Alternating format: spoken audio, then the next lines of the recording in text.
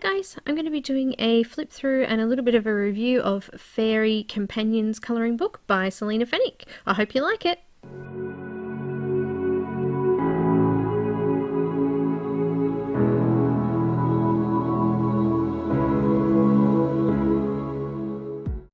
So guys, here it is. I actually ordered a whole heap of colouring books from Selina Fenech's website, and I'm just going to have a flick through this book, and I'm also going to do a couple of testers with some markers and some pencils to see what the paper is like in it. So I've actually done I'm going to do all of the books. I've done the Mermaids one already, which I'll get up a little bit later on, but for now I'll just start with this one. So she's always got her little "this belongs to," and in this particular book it does have on the next page there that there are two sets of each images. So the book is quite thick because it's got two lots of 25 pictures in it. So yeah, I'll run through these pictures and we'll have a look through them. Now these ones don't actually have any names on them, so I can't tell you what their names are, unfortunately, but some of the images are really pretty and I can't wait to have a colour with them. So I'll just flip through this for you here. The paper there is quite thick, you can see there, and you can sort of hear it in the pages moving as well, that it is like a thicker paper. It's not just thin flimsy paper, which is good. Some of the images are really nice. There's a lot of men in this one, which I really like because I haven't coloured a lot of men, so it's good to see those in here.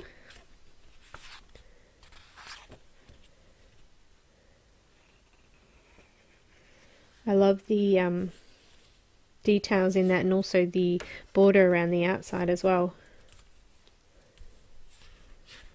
So having a flip spiral binding at the top, it's really good because we can flip that book behind itself, and we don't have the extra pages sitting around. You're not going to be curling over the edges of the other side of the book because you're flipping it behind the other part. I would put a board or something behind the page before colouring though, because you don't want that to push through to the other pages. But yeah, they're all individually done. There's only one image on one side, the other side's got nothing on it. Some beautiful flowers and some romantic type things in here, which is a little bit different to other colouring books I've seen. So there's children. I noticed in the mermaid one too, there's babies. So yeah, owls. Some of it's intricate, some of it's more simple. I love wings, so there's lots of wings in here. Lots of designs and images.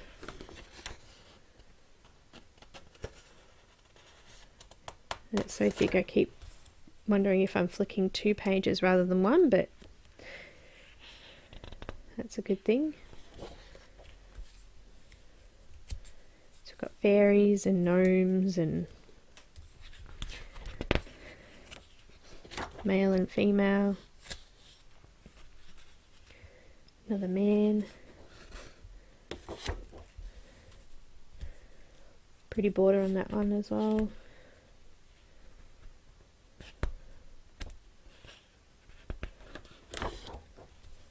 Looks like a double image there.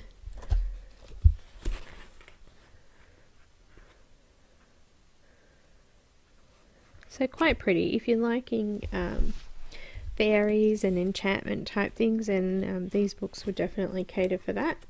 And we're coming up now. This is the second lot in the book, which is exactly the same, so I'm not going to flick through all of that again.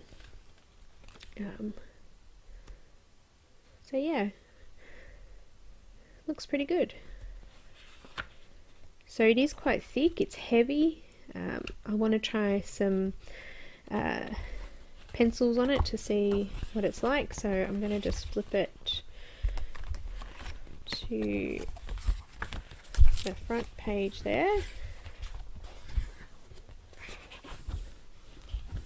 Find a page to do a tester on.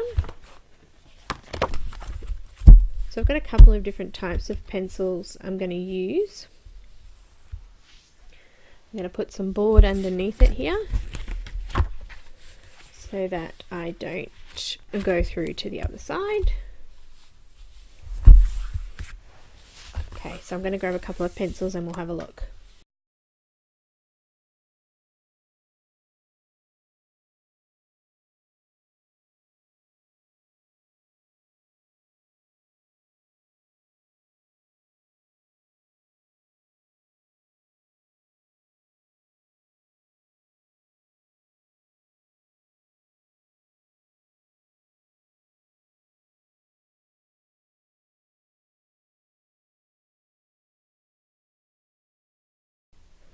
So first off, I've got some Prismacolors. I've got a darker and a lighter blue here to have a look at how that lays down and how it blends. So I'm going to do that one first.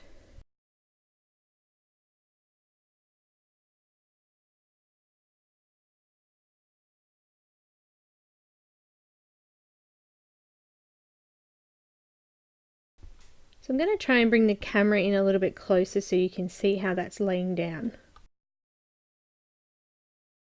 Okay, so it looks like the Prismacolors kind of bloomed a little bit. What that means is that the wax hasn't gathered nicely on that paper, so it might be too smooth for it to go down nicely. If you're doing a thinner layer with perhaps a blending pencil, you might not have too much trouble, but when I push down to burnish that, it does look like it's kind of clumping up together. So that was the Prismacolors. So I'll move on to the next one.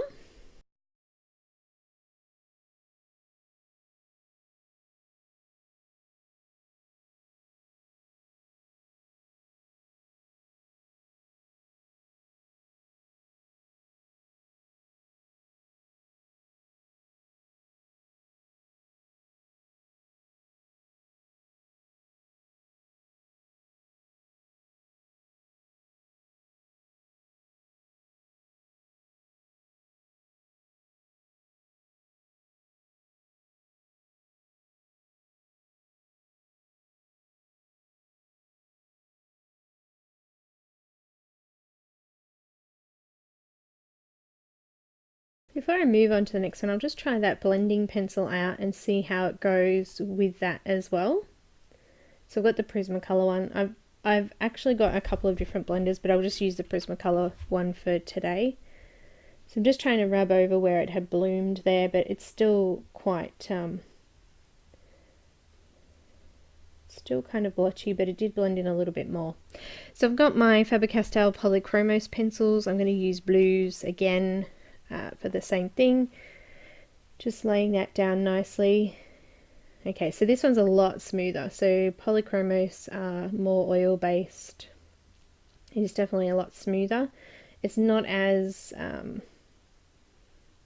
it's not clumping together as much. It feels a little bit smoother is what I'm trying to say, and it does blend a little bit smoother as well. So just have a quick go over with that blending pencil as well. So you can see that it's a little bit shinier and it blends pretty much the same with the blending pencil. So far I think the smoothest is this one. So we'll have a look at another one. I'm going to have a look at a marker as well, and also a couple of the cheaper brand pencils as well.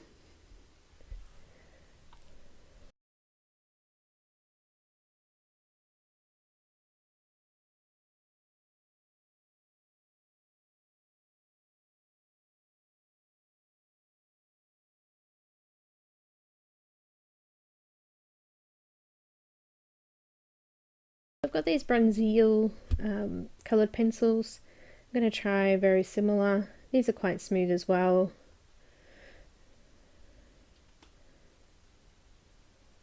Still think that the Faber-Castell ones have been the best so far.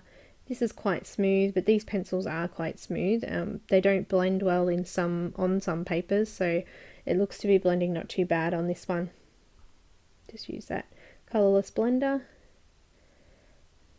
It's very, very similar to the Faber-Castell, but the Faber-Castell is still a little bit smoother than the Bruynzeel ones. What else have I got here?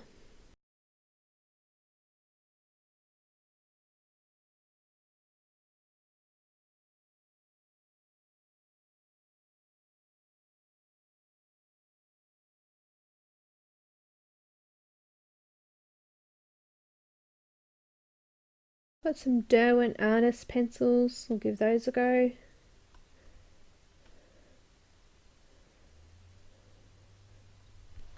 Just turn the page around so I can get a little bit better view. So the Derwent ones are a lot harder than the other pencils, so you do have to push a little bit harder to get smooth colour. But if you're used to using Derwents and you find that that's easier for you to use, then it looks like it blends quite smoothly with that as well. In actual fact, I think the Derwents went on really, really well. I just can't use them because of the pressure that you have to put behind it to get that smooth look. I'm just going to go over it with this blender as well to see how that comes out. It actually is quite smooth. So I'm going to have a look and do some of the just normal Faber-Castell colouring pencils, the student stock classic colour ones, and give them a go as well.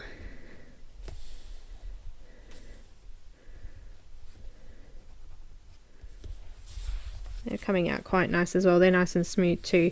So they're very similar to the Polychromos, which, I mean, I guess that's understandable being the same brand. Just going to blend that out a bit. And then I'm going to play around with some markers as well. So I'll have a look at that. That's nice and smooth. Okay, so now I'll head over and try a couple of blue markers. So I want to see if the marker goes through, which I think it's definitely going to go through. But also I just want to see if... so I'm just having a look to see if there's an indentation. There is, but mainly... Actually, it's actually not too bad. It's quite smooth, even though I have put pressure on that. Okay.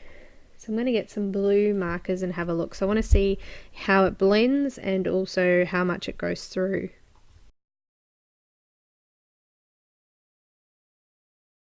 Okay, so I've got a couple of markers here. I've got B66, B63, and 69. Alright, so I've got this one first. I've popped it down. Now I normally would be able to just blend straight over, and it actually is blending, which is brilliant. So I'm going to come over with that lightest colour and have a look.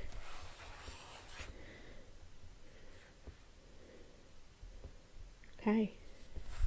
That looks great. So that's actually blending in quite well. It's only bled a tiny little bit around the edges, and I've also come back and checked that afterwards, and it did bleed out slightly after I put the clear over the top to see if we could wipe away the ink like you can usually with a clear. It doesn't go through. It does go through, but it does seem to hold that ink not too bad. Just remember too, when you're using paper like this, it's okay to use your markers on there, but remember that you will use more ink because it does go straight through. So I'm just going to use that blender there on a little part of the side to see if that will wipe away the ink like it does normally. So I've done a couple of layers and it's not as good with the effects with that clear blender. It just smudges it out a little bit and bleeds it out a bit. So it does down the bottom there, it has sort of taken away some of that colour, but it's not as good a blend as you would get with a paper designed specifically for marker. So that's it. That is my conclusion. So overall the paper is really great. It looks like it uses a lot of different types of pencils. You'd have to adapt it to whatever you use to your style and things like that, and figure out how much pressure and things like that you need on the paper to be able to get a nice blend and a smooth look. So overall I really like this one. I'm glad that I have it, and it's great that I have 2 copies of that to be able to do again later on. So hopefully you enjoy it. If you were looking at getting it, the images are beautiful. It's really nice and thick. So as I said, you do have that ability to be able to do an extra picture if you had different ideas. So the next book that I'm going to do, I'm just going to grab it out now, is Mermaids. So the next video I do, I'll do this one for you. See you guys.